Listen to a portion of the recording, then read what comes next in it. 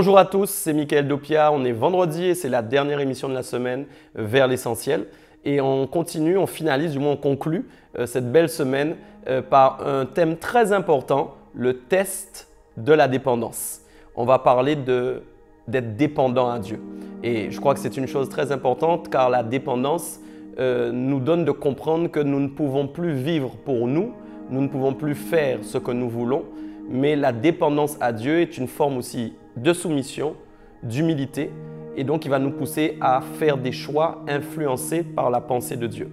Je crois vraiment que la dépendance peut être un test, nous pouvons être éprouvés à ce sujet, et Dieu qui nous regarde va observer si ce que nous faisons est soumis à sa volonté, ou si nous préférons tout simplement faire des choses comme ça, sans réfléchir, ou sans aller dans la profondeur même de la pensée de Dieu pour savoir si nous sommes dans la bonne direction.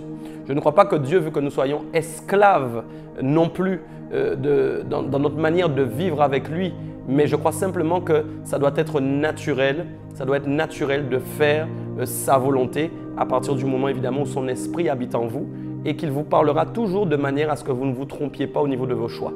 Mais je crois quand même qu'il faut soumettre nos choix au cœur de Dieu. Et donc il y a un texte qui en parle très bien, on le verra aujourd'hui dans Jacques 4, les versets 13 à 17. Le verset 13 commence par dire « À vous maintenant qui dites, aujourd'hui ou demain, nous irons dans telle ville, nous y passerons une année, nous trafiquerons et nous gagnerons. Vous qui ne savez pas ce qui arrivera demain, car qu'est-ce que votre vie? Vous êtes une vapeur qui paraît pour un peu de temps et qui ensuite disparaît. Vous devriez dire au contraire, si Dieu le veut, nous vivrons et nous ferons ceci ou cela. Mais maintenant, vous vous glorifiez dans vos pensées orgueilleuses. C'est chose mauvaise que de se glorifier de la sorte. Celui donc qui sait faire ce qui est bien et qui ne fait pas, commet un péché. » Regardez bien, on va parler d'abord de la dépendance, de la définition. La dépendance se définit comme un rapport ou encore un lien qui fait qu'une personne ou une chose dépend d'une autre. Il y a donc un lien, un rapport avec Dieu qui nous amène à être dépendants de lui. Donc la dépendance fait que nous ne pouvons pas faire de choix sans consulter le Seigneur. Et quand on parle de choix, on peut voir la notion de choix dans plusieurs domaines. Ça peut être mon époux, mon épouse, ça peut être le choix de mon travail, ça peut être un voyage que je dois faire, ça peut être les amis même que je veux fréquenter, ça peut être même un repas que je veux manger. La Bible dira que tout m'est permis, mais que tout n'est pas utile, tout n'édifie pas. Donc ça veut dire que je ne suis pas esclave en fin de compte des choix que je dois faire. Non, non, non. Dieu me donne de la liberté. Mais il me dit aussi que tout n'est pas utile pour ma vie. Il me dit aussi que tout ne va pas me construire. Donc, il me ramène quand même toujours quelque part à retrouver sa pensée à lui. Car si je parle d'édification, si je parle d'utilité, cela veut dire déjà qu'il y a quand même une certaine restriction dans mes choix, mais simplement par amour pour Dieu. Ce n'est pas quelque chose que je vais faire où je me force et où ça me fait mal. Non, j'aime Dieu et je comprends que les choses inutiles, c'est plus mon partage. Donc, forcément, ma vie n'est pas conduite de la même façon que tout le monde. Et c'est pourquoi des fois, je suis incompris ou incomprise parce qu'on voit que je ne fais pas tout comme tout le monde. Ma dépendance à Dieu, le test de la dépendance, le test vraiment de soumettre nos choix à Dieu nous amène à vivre différemment que ce monde. Et donc, il y a un proverbe justement qui est intéressant qui parle de tout ça, le proverbe 27 verset 1 qui dit « Ne te vante pas du lendemain car tu ne sais pas ce qu'un jour peut enfanter. » Très important, et nous l'avons vu dans le texte, vous ne savez pas ce qui arrivera demain, vous êtes comme une vapeur. On ne doit pas se vanter du lendemain parce que Dieu commence à déposer par exemple un projet dans nos cœurs. Parfois, Dieu va vous donner un projet, mais vous allez commencer à en parler trop vite, à en parler à beaucoup de personnes. Et du coup, j'aimerais vous dire que Dieu m'a donné une parole par rapport à ça. Ne dis pas à tout le monde le début d'une chose qui est à peine accomplie.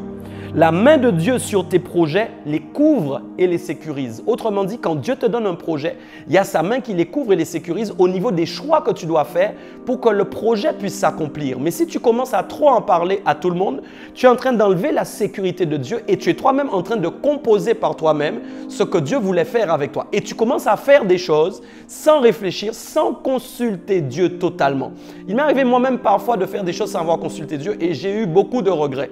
J'aimerais t'encourager donc à te dire que même quand quelque chose vient tout de suite dans une conviction, c'est bon de le faire par la foi, mais c'est bon aussi de prendre un peu de recul pour consulter le Seigneur et avoir vraiment son approbation et la conviction, la confirmation.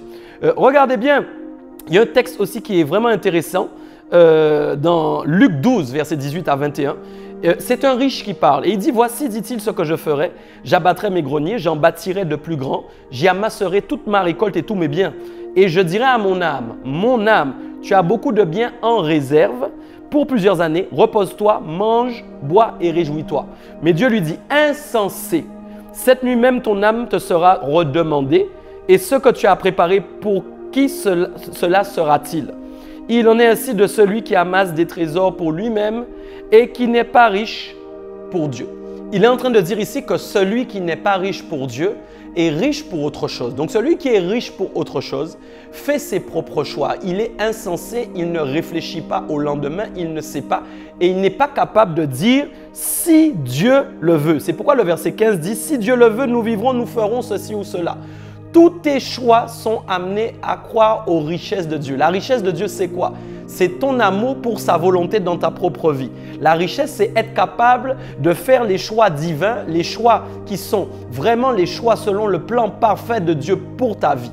Donc, tu n'es pas accroché à ce que tu crois être bon, à ce que tu crois être le meilleur, au voyage même que tu veux faire sans réfléchir. Non, tu t'accordes avec la pensée de Dieu. C'est pourquoi aussi, il y a un si Dieu le veut religieux, mais il y a un si Dieu le veut spirituel. Beaucoup de gens disent si Dieu le veut, mais sans être obéissant. Si Dieu le veut, c'est une phrase qu'on sort comme ça, religieuse, mais qui n'a pas de profondeur et qui n'a pas de sens. Ce que Dieu te dit aujourd'hui, c'est ton si Dieu le veut spirituel. Celui qui doit s'accorder avec ta soumission à Dieu et avec le fait que tu recherches la volonté parfaite de Dieu. Alors aujourd'hui, passe ce test aussi. Habitue-toi à composer avec Dieu. Habitue-toi à offrir tes choix à Dieu. Et tu verras que les directions que tu vas prendre vont être influencées totalement par la présence de Dieu dans ta vie et des échecs que tu avais par le passé vont se transformer en réussite. Voilà, alors je nous encourage encore tous vraiment à réussir tous ces tests. Je crois que nous avons passé une bonne semaine et que j'espère que vous avez été pleinement encouragés par la parole de Dieu. En tout cas, on se retrouve la semaine prochaine et on va toujours vers l'essentiel. À bientôt.